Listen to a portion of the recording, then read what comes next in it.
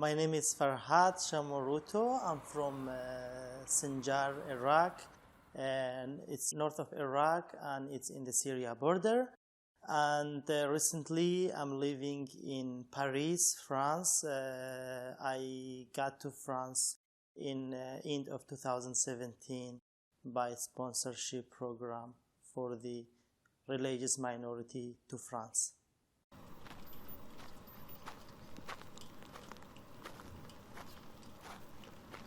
I was in Iraq, was studying university in College of Science, Department of Biology. I was in the 4th stage, but the situation got different in 2014 because of the genocide have been committed against us, against my community. And then we have been obliged to leave the country, and France was the only option got for me and for my family. That's why I'm in France, because I can tell you I have never thought to come to France before the genocide. But of course, after the genocide took place, we were thinking to go anywhere, not to stay in Iraq. And now in France, I'm studying science politics, diplomacy, international relations. And I'm willing to continue in this topic because the cause of my people need this kind of study and skills.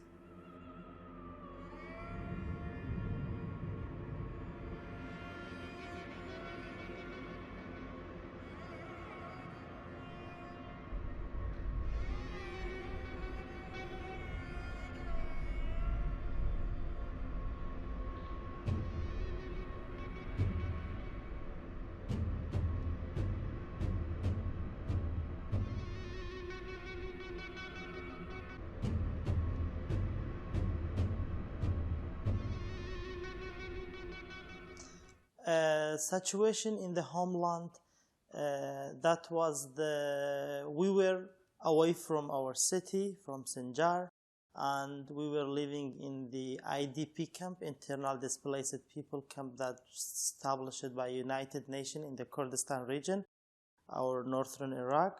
The situation, people were hopeless, people were jobless, people were scared, and the ISIS fighter were few kilometers, like in Mosul city there was fighting, and we were expecting any moment that ISIS could enter even to the place where the camp of IDP established. So the situation was kind of really unstable.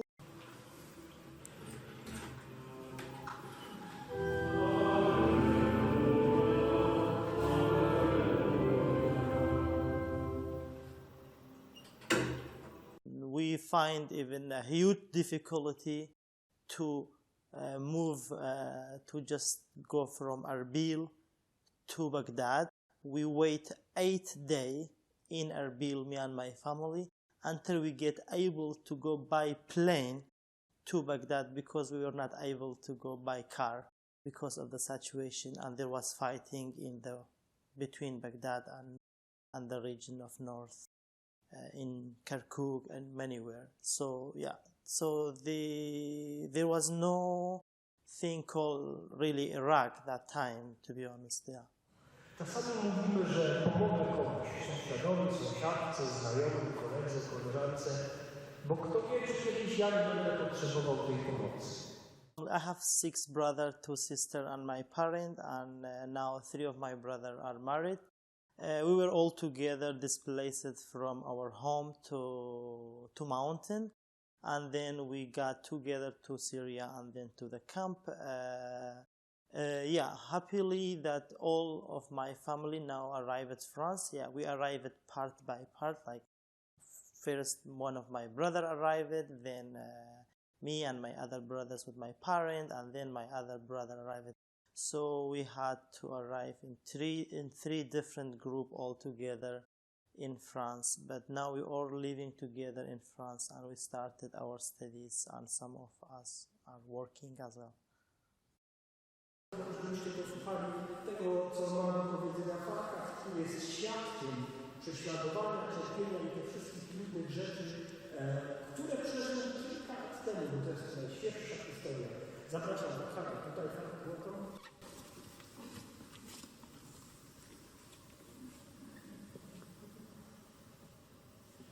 Good evening, everyone. My name is Farhad. I'm from Sinjar, north of Iraq. I'm working voluntarily on Ezidi cause. I'm founder and president of Voice of Ezidis, which is an organization established by me and a couple of friends and some European young people who helped us in the creation of this organization. Basically, this organization is the way that we can defend our community. It's like an official site that we can empower the voice of the people. And of course, locally in France and link it with Iraq, we are working in the facilitation, in the immigration process, integration locally in France, especially after the program of Nadia Murad Nobel Peace Prize. So this is what I'm working, and I'm working with Eagle Watch in Poland, and we sending support, that Eagle Watch sends support from Poland to Iraq for minority groups, especially Yazidi and Christian. The consequence of the genocide on me personally as Farhad, I have passed through actions and some moments in mountain and with me and my family that motivated me that I can do something, especially after I have been survived like magically from the actions of this genocide and from Islamic State organization. So after these moments that I got survived, I had a huge motivation that I could do something for this community. And that was, I started in mountain by trying to go to the village where already Islamic State fighters are in, to bring some food, some medicine, some milk for children.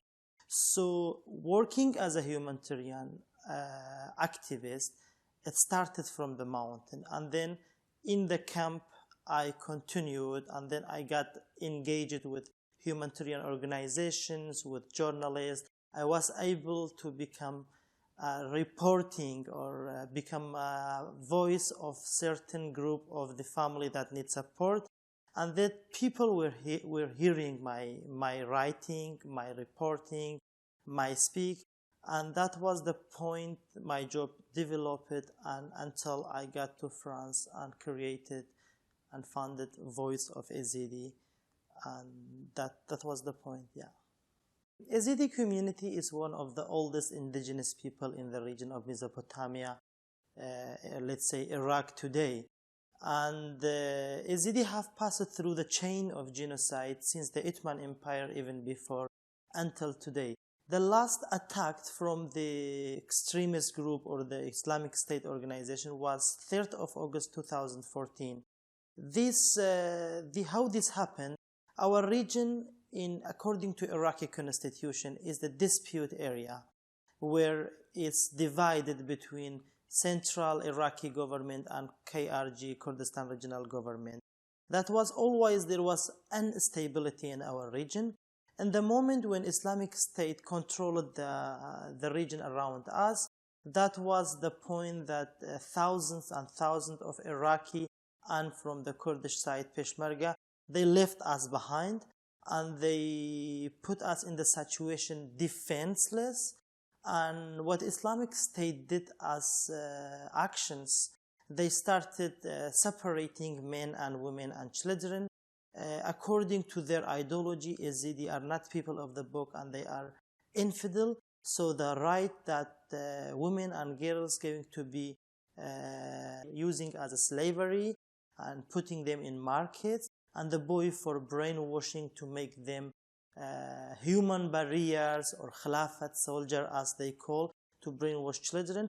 And they started killing all the men that they got them abducted. So, and then this was not the only consequence of the genocide. Of course, the majority of the community either displaced or migrated in the region. Some displaced on the top of Sanjar Mountain, have been 5 years they are living in tent on the top of Sanjar Mountain without simple basic services, and there is no security and peace.